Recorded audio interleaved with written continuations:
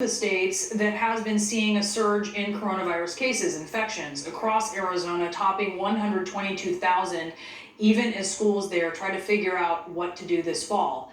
Teacher Kim Byrd died of the coronavirus just a few weeks ago after sharing a classroom with two other teachers as they taught summer school online in a small rural community in Arizona.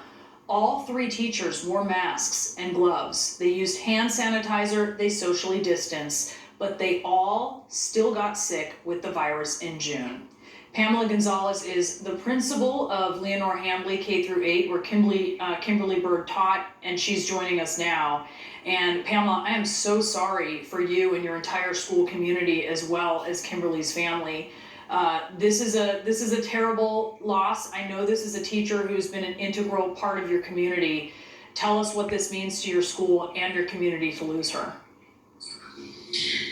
Well, thank you, first of all, and it's been very hard.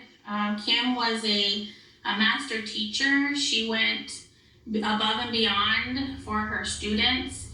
She offered words of wisdom from her years of experience to her colleagues.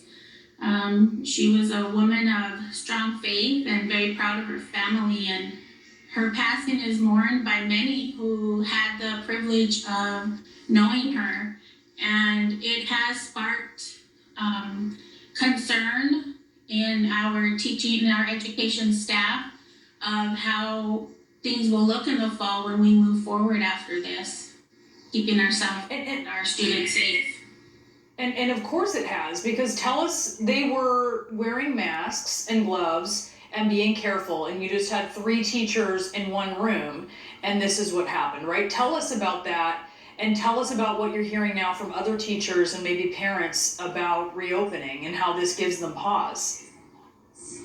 Yes, well, we're a small school in Arizona, and after the closure from March to May, we offered a 2-week virtual summer school program for our K-8 students.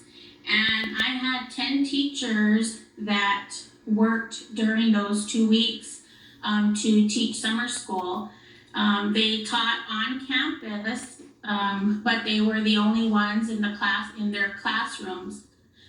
Kim and two of her colleagues, Miss Skillings and Mrs. Martinez and Zunza, worked together, and they chose that to support each other,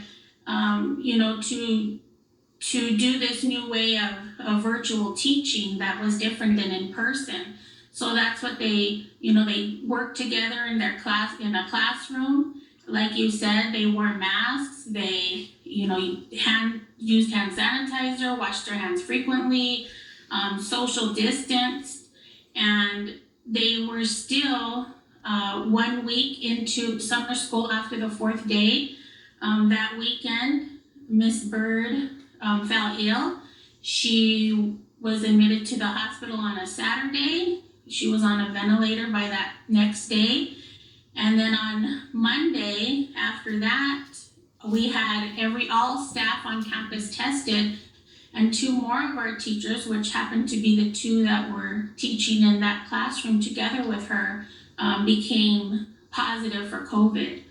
So, since then the teachers have, of course, it impacted the community. We're a small, close-knit community. Miss Byrd was such a beautiful person, a caring teacher. So it really impacted her students, the families in the community, fellow educators, and so it's been really hard, and it's been really concerning moving forward. Seeing the cases in Arizona increasing instead of decreasing, it's really concerning, talking about opening up again for in-person schooling. Well, certainly, it's raising concerns, as it should, in your community, and we're hearing from the World Health Organization that they don't know much about how kids transmit coronavirus. And listen to what Education Secretary Betsy DeVos told CNN about this yesterday. there is nothing in the data that would suggest that kids being back in school is dangerous to them, and in fact, it's more a matter of their health and well-being that they be back in school. So she says there's nothing in the data, but at the same time, the World Health Organization is essentially saying there is a lack of data, right, about how this works. And you've now experienced the loss of a teacher. So in the face of this lack of data, what do you say when it comes to your concerns about reopening? Well, first of all, I would like to say that myself, along with a lot of my colleagues, we too want to see our students. We want them to be back in schools. We haven't seen them since March, but we want to do that when it is safe. It's our responsibility to keep them safe. And I think it's our responsibility and our duty to, listen to the health experts, to look at the data that shows, when there is an increase of cases instead of a decrease, to follow areas like Arizona, who is a hotspot right now, and to know that this just is not the right time. We can educate virtually where it is safer. It is not ideal and it's not our first choice, but our district, for example, has taken measures this summer to work in professional development and trainings for us to be able to offer a better quality virtual online instruction, in the meantime, where we know that would be the safest to do. So that's what I would say to that.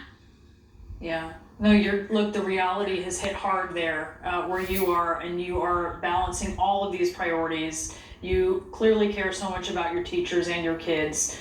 And, again, we're very sorry about Mrs. Byrd, but we certainly appreciate you coming on to talk about what you're dealing with, mourning her and just trying to get things back to some semblance of normal. Thank you so much, Pamela. Thank you. We have some breaking news.